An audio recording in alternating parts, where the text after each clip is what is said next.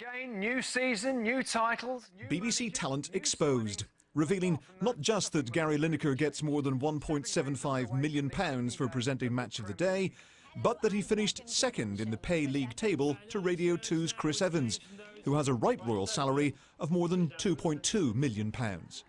I think he does it brilliantly. He's such a creative mind and brain in the morning. It's a wonderful, wonderful show. That's why he gets what he gets. There had been some sympathy within the media for embarrassed BBC presenters having their salaries disclosed in this way, but it turns out that the real red faces belong to BBC management, who are having to explain the significant disparity between men and women at the top of their profession. Of those earning more than £300,000 a year, 17 are men and only 7 are women. The salaries are listed in bands of £50,000, and when it comes to the top 10 earners, only 2 are female: Strictly Come Dancing presenter Claudia Winkleman and Alex Jones, who fronts The One Show. Radio 2, Panorama and Eggheads presenter Jeremy Vine find himself discussing his salary on air with one of his bosses. I'm listed as having a salary of between £700,000 and £750,000. How do you justify that? The same way, you know, you're a fantastic broadcaster. I've never for a second doubted how lucky I am to work in there, and I'm just sorry. I think the BBC is really hurting today. Good evening and welcome to... And Michelle Hussein, who earns around a third of what her fellow Today presenter John Humphreys gets, had this question for the Director General. Does that mean you're going to be asking the men to take a pay cut? We'll be working through case by case. Lord Hall told me salaries are constantly being reviewed and changes had already been implemented. We've made a start. We've done fine. But there's so much more I want to do, and that's why by 2020 I want to have an equality on radio and television between men and women, both in terms of them as presenters, as stars, but also in terms of pay too. Fiona Bruce earns £200,000 less than fellow newsreader Hugh Edwards. Expect agents of the lesser paid to ask for more. We've not been able to ask, is she getting the same as the man who sits beside her?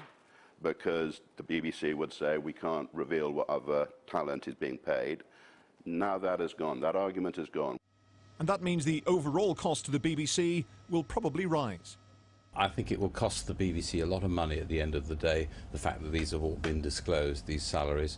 All the agents in London and the whole of the UK and their clients will be scouring the list saying, why is she getting that, why is he getting, I should be getting more. It's going to be inflationary and it's completely unnecessary. The list isn't definitive. Some stars are paid through independent companies. And while most would have preferred to keep their pay packets private, one of the high earners told me that putting gender equality in the spotlight was worth the embarrassment. The principle we're trying to get over here is that our public expects us to hire great talent, stars, great presenters, great correspondents to come and front our shows on radio and television. But because of the way we're paid by everybody, we've also got to make sure we're getting good value for money for that, which is why I was able to say today that the talent bill year on year is down by 10%, and that everybody who works for the BBC is paid at a discount to the market. So, you know, we're sort of answering the value for money, I hope, understanding that, this is people's hard-earned pay coming towards to pay for the BBC, but also answering the question which we get back from lots and lots of people, which is, we want great programmes on the BBC. I believe strongly that we've got to do more on gender right throughout the BBC. As it happens, we are almost an equally divided population between men and women, just slightly more men, but still. But since I came back to the BBC 4 years ago, I've said this is something I really want to achieve. And that's why now there's Michelle, for example, on the Today programme. It's also why in local radio, where 14% of the stations had women doing their breakfast shows when I came, it's now 50-50. It's why, the news programmes have more editors who are also women. It's why Strictly has 2 women running it after Brucey left. We've done an enormous amount. And actually, of all the new people we've put in positions of presenting or as stars over the last 3 years, 60% are now women. Now, what I've been saying today is we've made a start, we've done fine, but there's so much more I want to do, and that's why by 2020 I want to have an equality on radio and television between men and women, both in terms of them as presenters, as stars, but also in terms of pay too. I think everybody I've seen on this list, I think, is doing a first-rate job for the BBC from the top to the bottom of the 150,000 category.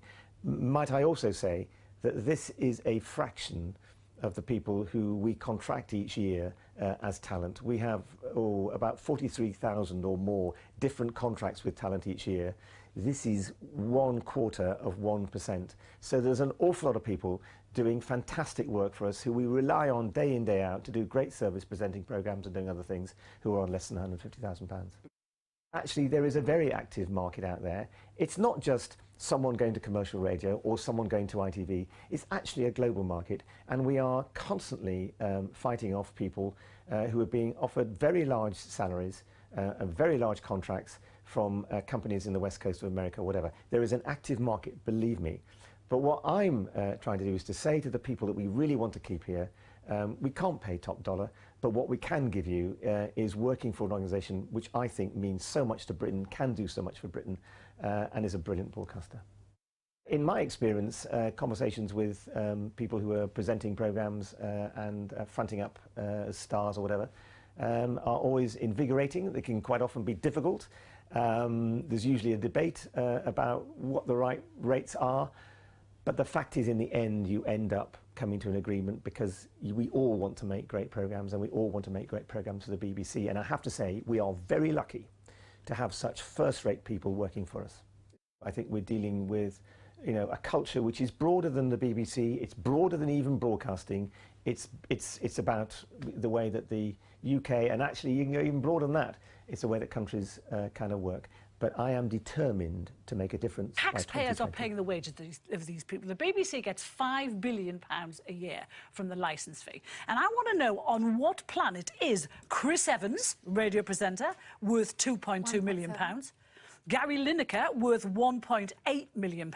Claudia Winkleman gets 500 grand. And the next highest paid woman is Alex Jones, who gets between 400 and 450,000 pounds. Now, I think it's, yes, this is an issue about gender parity, but it's much more an issue about the obscene squandering of taxpayers' money. Licence fee. It's licence money. So that's taxpayers' money. It's not a tax because it's not given by the government to the BBC. It's collected by the BBC, and now the government plays a part in agreeing what the rate should be, and it hasn't gone up for 5 years now. But it's not technically, it's not. It is taxpayers' money. People who pay taxes pay the licence fee. Yeah, if you have a TV, you have a choice. Yes, you do. You have to, because if you don't, it's a £1,000 fine or prison. But theoretically, it's not taxpayers' money. It doesn't come from the Treasury. It comes from people who pay taxes. Yes, it comes from this publicly paid because it's there, the licence, but it doesn't come from the Treasury, which is an important part for the BBC because that's where your independence comes. So if the BBC just thinks this is justified, why did they try so hard to hide these salaries? Well, they tried to defy a government order to publish them, and then when they said they had to, they tried to delay it. They tried to delay it. I love the discussion, Steve.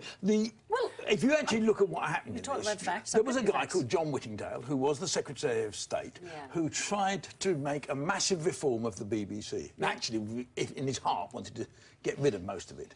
He lost on every bit of it. He lost because Cameron, remember him, and Osborne, you know, they overruled him. And they did a deal, a separate deal with the BBC. And the one concession they gave was that these would be published.